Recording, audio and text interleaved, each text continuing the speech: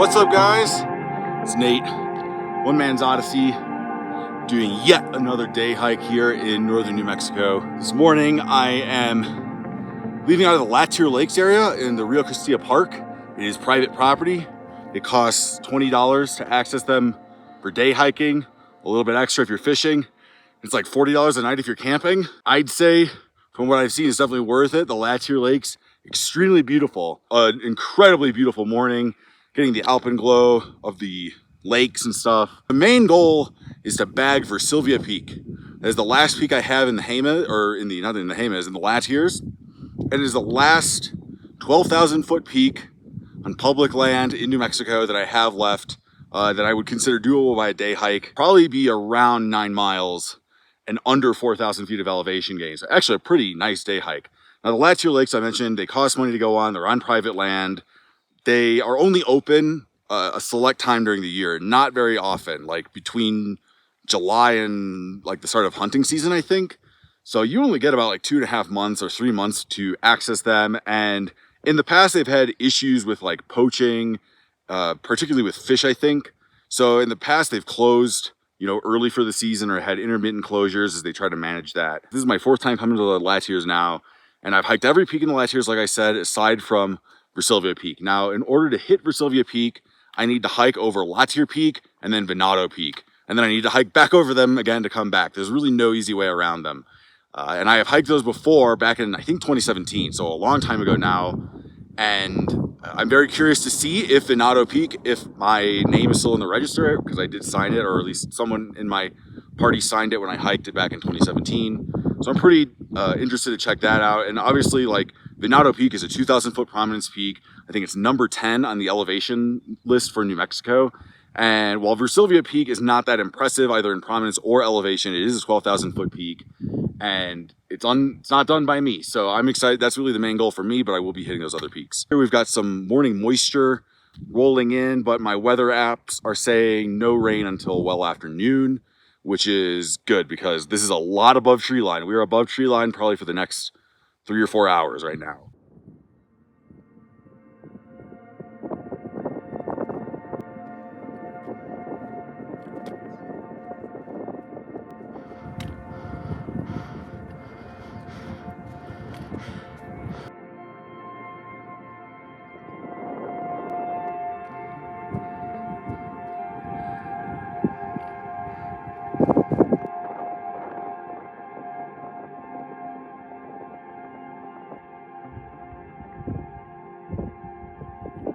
Stunning view from Latir Peak. At least this is what I think recent LiDAR measurements suggest is Latir Peak.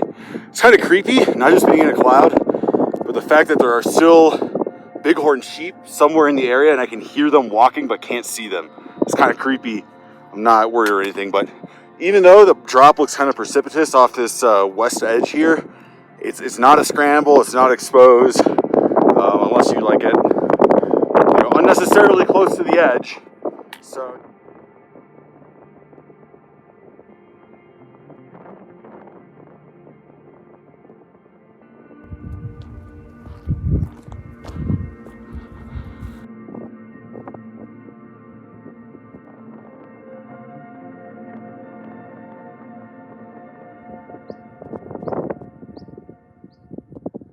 we've descended off Latir Mesa.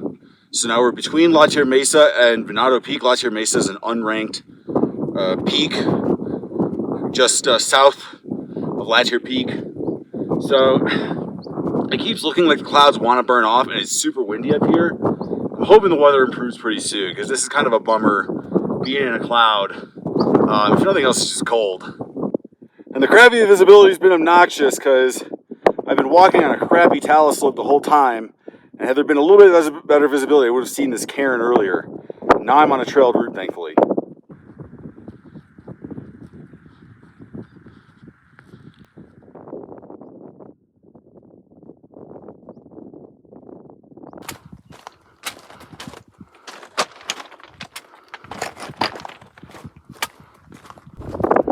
So right now we're we're on the saddle between Venado Peak and I guess Latir Mesa, and as you can see we're still pretty much in a cloud, though it occasionally sparses out a little bit, so I'm hoping, really still holding out hope. And so right now we've got about a 300 and so foot climb, class 1 to get to the top of Venado Peak.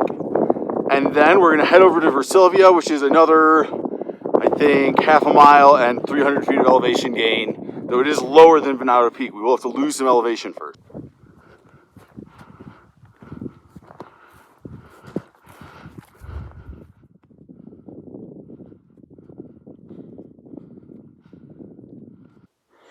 Well, this appears to be Venado Peak. Not that you could tell from the scenery. At least it's not too windy right now. Well, not much to see at Venado Peak. I did sign the register, which was a pill bottle register without many pages in it. Looks like there was a glass bottle register there, but it was broken and I didn't see any papers that looked like it was from it. So while the signatures in the pill bottle register, there were some that went back to 2016. Most of them were recent, and there were only a couple pages, so I recommend bringing paper. My name was not in it, so unfortunately my signing of the register is not documented anymore, though I did do it back in 2017. So headed to Virsylvia Peak. It's 8:15 now, which is awesome. My goal was to be on Latir Peak by 8, so I'm making excellent time. I did not mention, but I was going to do this hike 2 weeks ago. It's mid-July right now. I was going to do it on July 3rd, and the Monday preceding the 3rd, I was playing softball, jumped up to catch a line drive, caught it, landed, didn't even feel like I landed that funny, but then when I went to walk, it was excruciatingly painful, and I could barely bear weight, and by that evening and the next morning, I could not bear weight on my ankle, so I thought I might have sprained it. Thankfully, I went to urgent care. It was only an Achilles strain. So I feel definitely discomfort and pain now, but nothing I think that'll prevent me or cause issues on the hike. I've been doing a lot of training, but I was not bearing weight on my right leg for a while. For those of you who have watched this channel for a while, you know that is the ankle I broke pretty badly, also playing softball back in 2023. So I think the doctor indicated I probably have like chronic tendonitis in my Achilles, which is probably why I sometimes feel pain and then sometimes I feel good. So it's good to know going forward. Anyway, I think it's starting to get windy, so what's the point in talking to you guys? Gonna keep walking.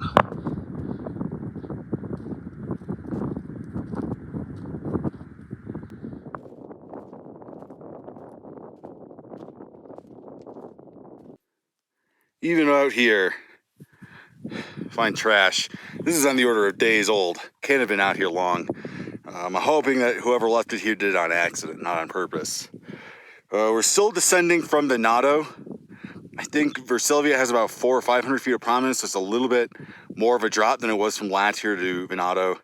I got completely turned around, and that wasted a bunch of time because I can't see where anything is. Normally, like, Virsylvia has a very well-defined profile that you can see from Venado, but in a cloud, you have no idea where you're going.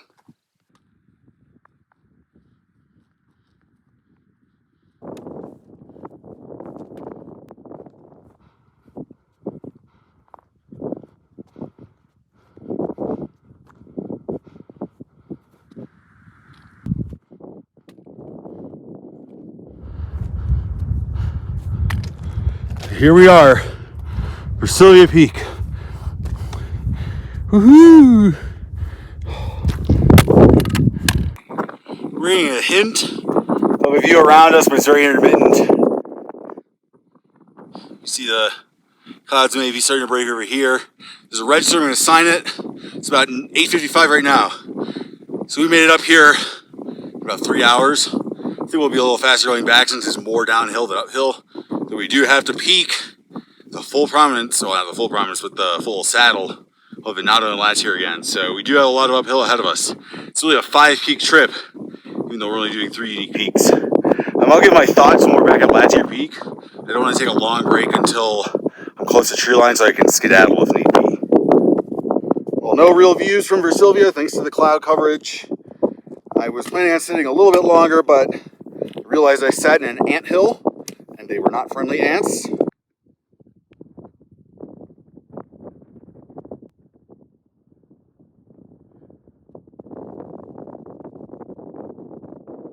proof that I've been climbing actual mountains, not just open fields in the abyss.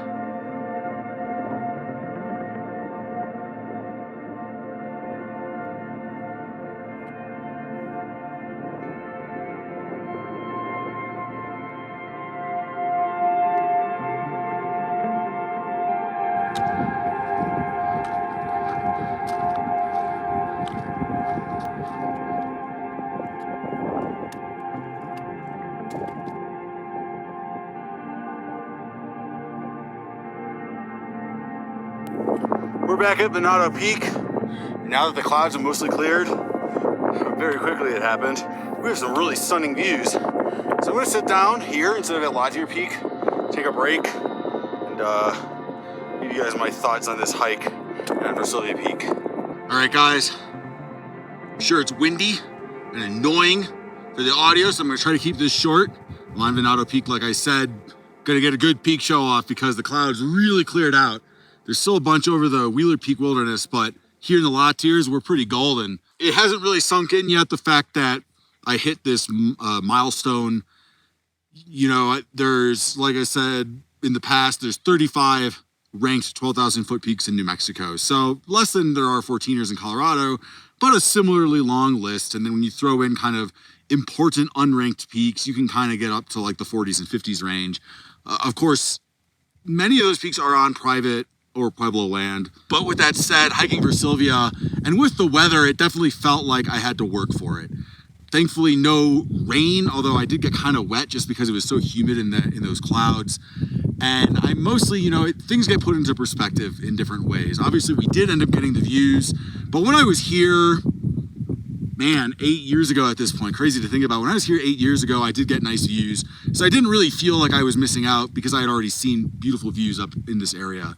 But with that said, I was still feeling grateful because, you know, a little over 2 weeks ago when I hurt my ankle, I was really afraid that I sprained it potentially. A sprain would be no joke depending on the type of sprain, you know, unless you're Patrick Mahomes, something like a high ankle sprain keep you out for over a month. And that would have just killed the summer for me.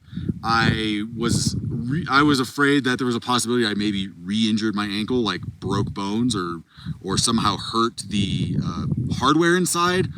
And so I have a lot of gratefulness, I guess is the word, that, you know, none of those things ended up being true. And here I am a little over 2 weeks later, hiking this beautiful, beautiful area. And, you know, it just puts things into perspective. And I'm glad that I've done a lot of these peaks. For those who are curious, the 4 peaks I have left are the ones on the Santa Barbara Divide. So there'd be North Truchas Peak, Chimayosos Peak, and then 2 unnamed peaks that are typically called Santa Barbara Peak and Barbara Peak. And those are really hard to do as a day hike. I know some people do.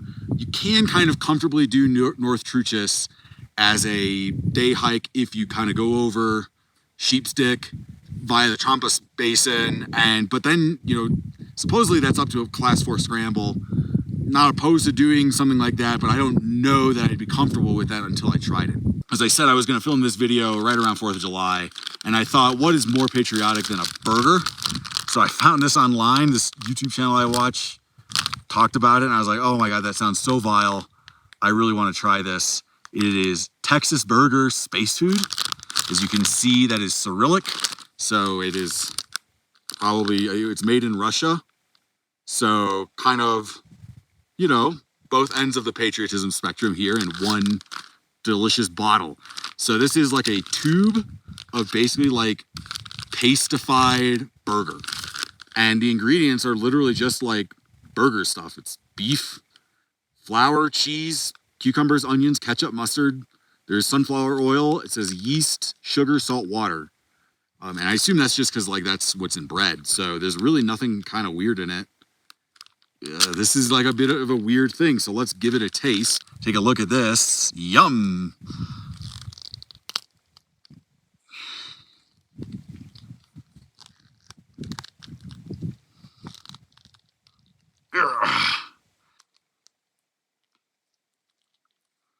Texas Burger.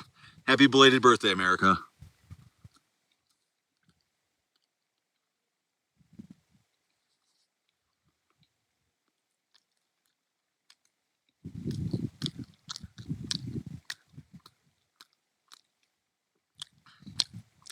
Not a winner.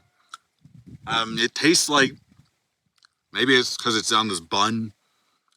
It doesn't taste like a burger. It tastes, yeah, like that. The video I watched, the guy said, wow, that tastes like a burger. No, it tastes like it tastes like refried beans to me. Not like awful, just not good. It's, yeah, not a winner. It was not cheap. It was like 20 bucks for that bottle. So whatever, you know, you win some, you lose some. This is not going to be going into my rotation. No Texas burger space food for me. Cheers, guys. Again, happy birthday, America. And thank you for joining me on all these 12,000 foot peaks. I hope that you guys aren't just watching, that you're going out and doing some of this stuff yourself, because there's a lot of beauty in New Mexico for all its faults. And there are a lot of them in this state. You know, there's some beautiful places. So just get out there, explore, and make the best of your life, of your time in New Mexico, or wherever you are. Take care, guys. Thanks for joining me.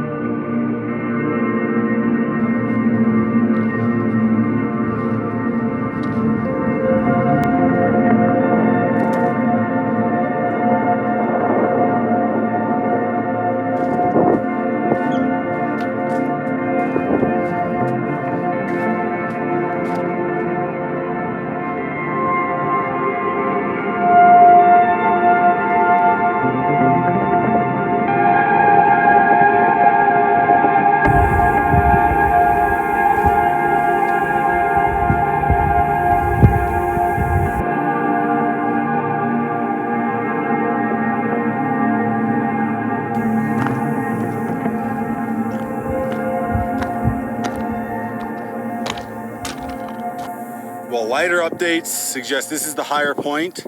That was the original Latir Peak. So I'm gonna swing over there just to cover my ground.